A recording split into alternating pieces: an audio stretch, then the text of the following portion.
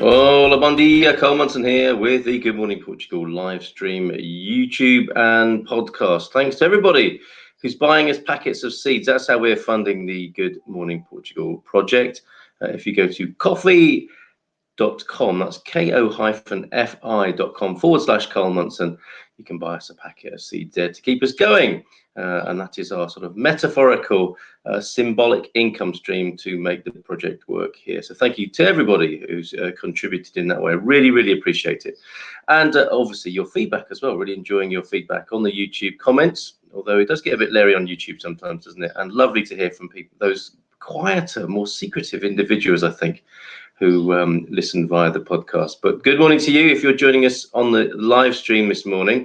And a slightly different show. I think you might have got a sense of how jittery I am at the moment yesterday when I was talking about the fork in the road of going back to normal or back to nature. That's where we are, right? In many parts of the world at the moment. I know expats, particularly the British, people who have come from other parts of Europe to be in Portugal, are keeping an eye on what's happening back home, seeing how the lockdown lifting is going, wondering how it's all going to end up, and do we want to go back to normal? My editorial line, I suppose, or my personal line on this, as far as happy homesteading is no, not back to normal. It wasn't all it was cracked up to be, and that's what we came here to escape from in many ways. And now your language for today and some of the subject matter we may talk about, when I'll come to this after I've shared a delicious ice cream recipe with you. I told you it was a bit different today, didn't I? Is fica and Qasr, which we've been doing, stay at home, and sair de casa. There's a growing movement, it would seem, among Portuguese people to leave the house and to question the political, the state line on these matters. And I was invited to a Facebook group this morning of that name, #sair de casa, which I will tell you about, which is what I want to have as our discussion after we've looked at the numbers. But before, actually, let's do the numbers first, as is traditional. And we will come back to my ice cream recipe in just a moment. Okay, so let's go to Worldometer, one of our sources that we look at for the official numbers with coronavirus, and we'll look at the world.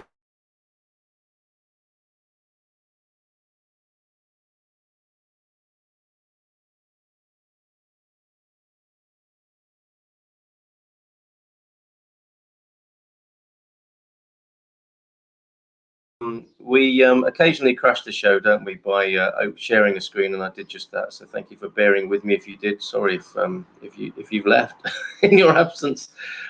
Gently does it. Share the screen. Yes, there we go. Look, worldometers.info, where you can find out for yourself. And as I said yesterday, I will be moving away from reporting on COVID. That's how we really kind of got to know each other just recently, what we've come together as a community based around, responding to the pandemic. But I will slowly move away from the reporting. I think there are some very stable and solid sources, and I want to get more into the homesteading stuff. But for the time being, anyway, look, 4,268,644 cases worldwide. This is not Portugal, I hasten to add. This is the world picture. We will look at the Portuguese numbers in just a moment. Deaths around the world, 287,463, and recoveries, 1.5 million, just over 1.5 million recoveries around the world. And we'll scroll down now to look at, this is always an interesting number to me, and I think it's not very well reported, or maybe it's just the reports I look at. But look, you would have thought that the most impactful and useful figure was the amount of deaths per million of population, if we're afraid of dying from this pandemic, from this disease. And San Marino, very rarely mentioned in the news as far as I can tell, has the highest number of people per million of population in terms of COVID deaths, 1,208, according to worldometers.info. After that is Belgium, then Andorra, Spain, Italy, and UK, as you may gather from the news that the numbers are high. But then you scroll down and you see this picture of the highest numbers of deaths around the world per million of population. And mercifully, Portugal is fairly low down. Fairly, I say. I think it's important to point that out, fairly, because it's still quite high in the in the whole world ranking of deaths per million of population. However, that said, it is 112 people per million, and we're very much we're distancing ourselves from the human tragedy of that and more into the sort of statistical look at that. But I think it's quite important to do that. So let's look specifically at Portugal now. 27,679 cases according to worldometers.info. And obviously, if you've been tuning into the live show, you'll have seen that the death count go over into 4 figures, currently at 1,144. And recoveries recorded, quite a strict way of recording recoveries in Portugal, 2,549 recoveries in Portugal. And curve flattening, depends how you look at curves, of course, and graphs, but look, it would appear, job done. Which leads us to the conversation I want to have.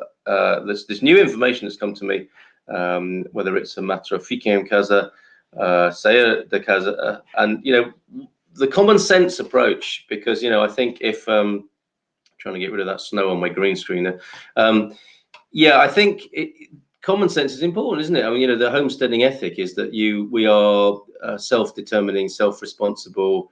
Not completely independent, that would be crazy, but a little more independent than the system, the man might want us to be. Interestingly, a little bit of input from you guys before I share a delightful recipe and then go further into the debate. Well, not the debate really. I just want to share a different side to what I've normally shared with you as far as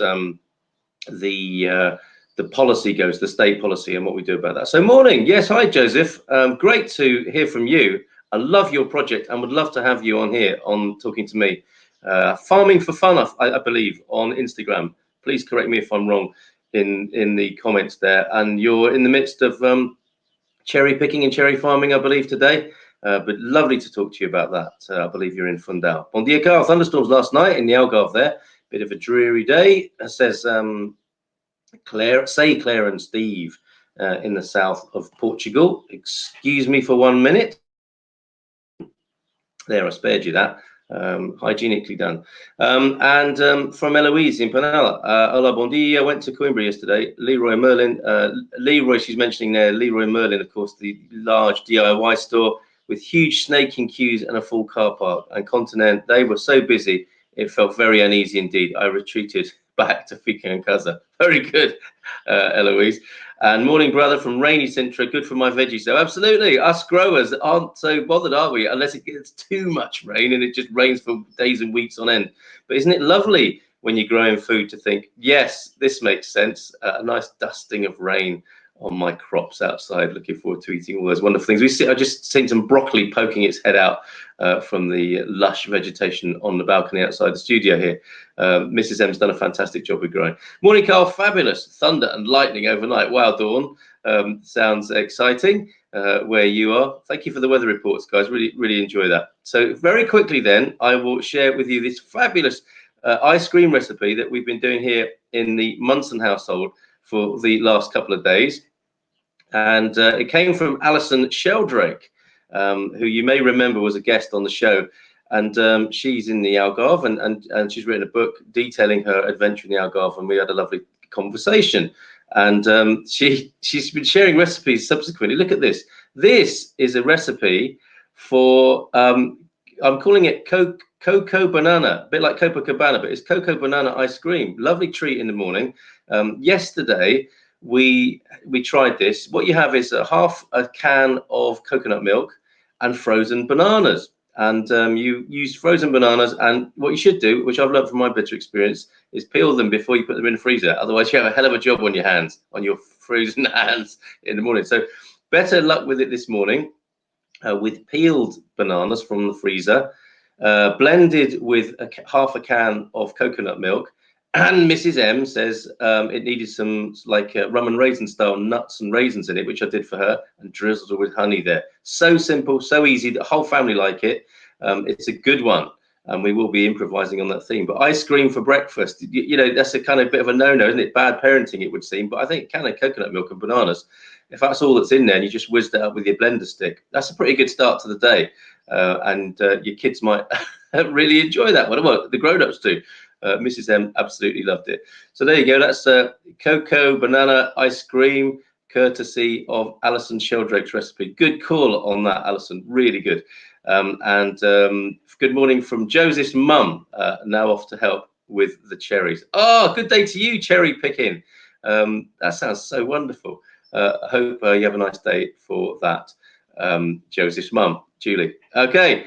We will now look at this rather, it's possibly controversial. So your language today, your Portuguese language today is fica em casa, which we've got to know and we've learned is to stay at home. Sair de casa, a growing movement. Can't share the screen on this one because I might be giving a lot of sort of personal information away. So I'm just going to read it to you. I was invited to this, as I said this morning, the hashtag Sair de Casa group on Facebook. And it's a public group of, I think, certainly well over 3,000 people in Portugal.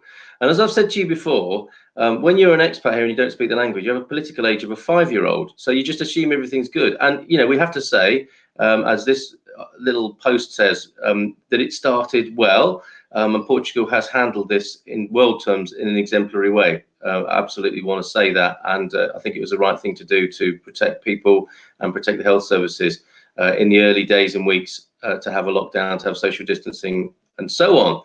It was a good preventative call. Now, the atmosphere seems to be changing a little bit, as Eloise was saying there. People have taken the suggestion of lifting the lockdown as an invitation just to get back out there and back into business. To me, it looks horrific. I went out yesterday and I really thought the zombie apocalypse had already come. It's not like everyone's kind of trying to run after you down the streets, eat your brains in that zombie way, but everyone's like walking about with masks on, you know, avoiding each other. That's not the Portugal I came to. You know, there isn't a zombie apocalypse of a kind going on out there. It's horrific. All the shops shut down. You know, we've stayed in, and we haven't seen all of that. And I have to go on a long journey today on official business. And I'm really not looking forward to it. I think it's going to be horrible, and I will be reporting from my journey. But anyway, let me read this to you from the hashtag Sair de Casa group. I am very interested in your comments about this. There is a lot of cowardice and totalitarianism in delivering the Portuguese government to the World Health Organization, says, I'll just call him João. Costa started well, Prime Minister Antonio Costa, of course, he's referring to there. He did what he had to do. We all accepted the sacrifice, had 2 months to prepare the health service, supply the country with masks and stuff.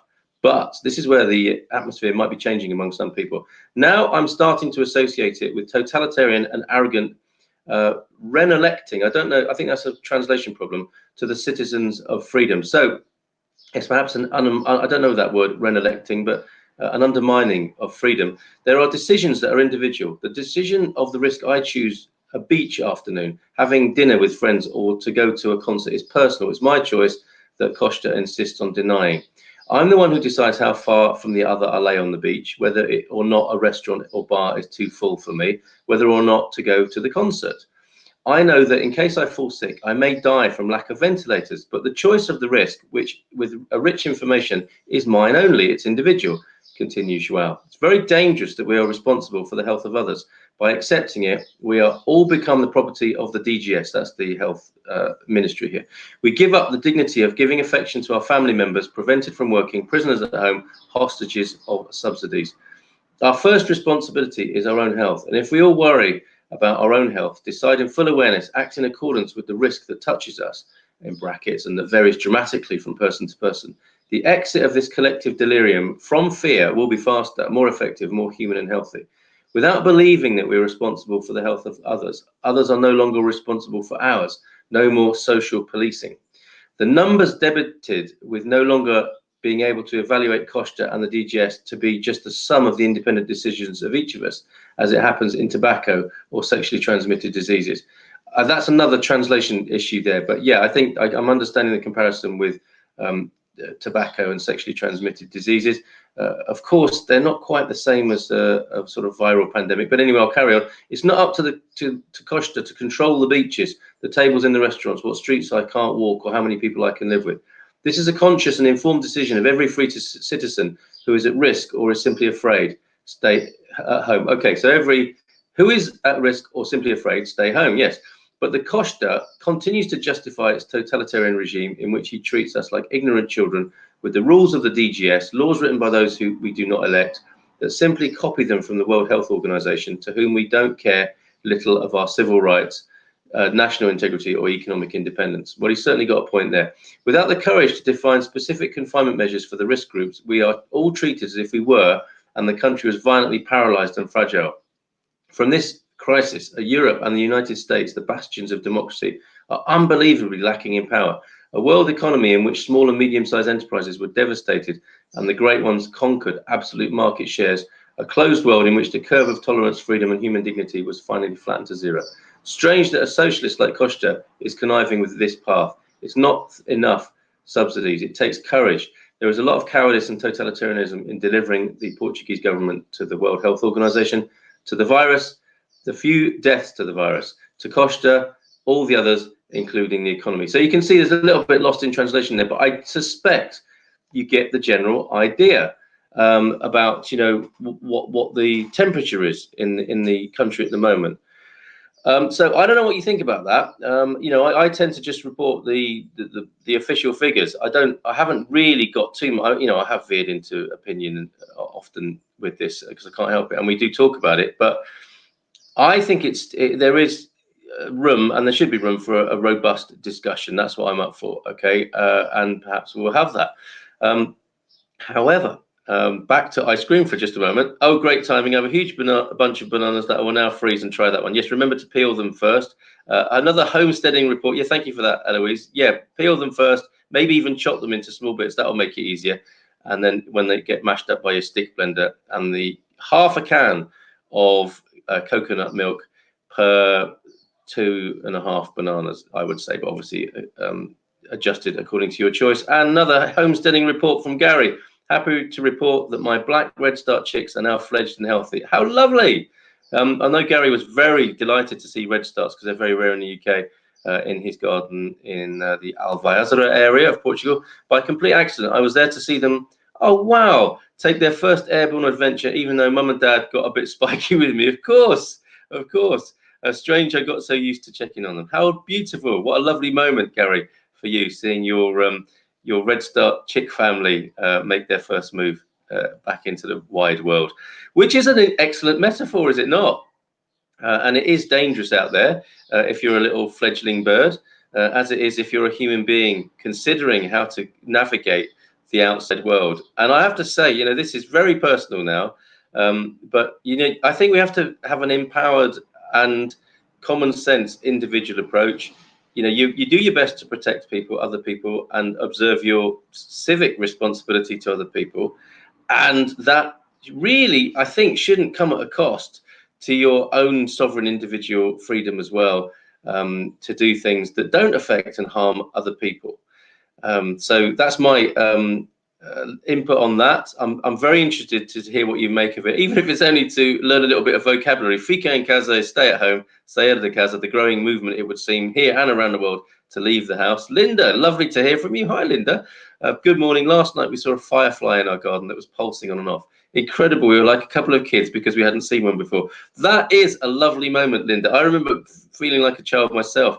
And one of our theme tunes in our journey to Portugal was Fireflies by Owl City. And our eldest, Digby, at 8, really loves that tune. And to actually see a firefly, it is the most incredible thing, isn't it? It's a miracle to know that, you know, your telephone has these little flashing lights on it, but for an insect to make its own little internal light bulb like that, like a little LED light, is quite the most incredible thing. And I saw another one in the car park over from me, where I take the dogs out late in the evening.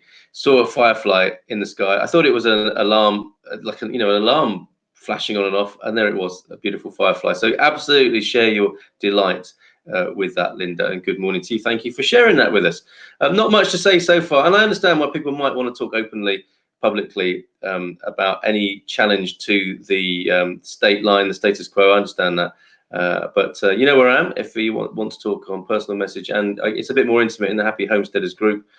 So I think I'll leave it there this morning.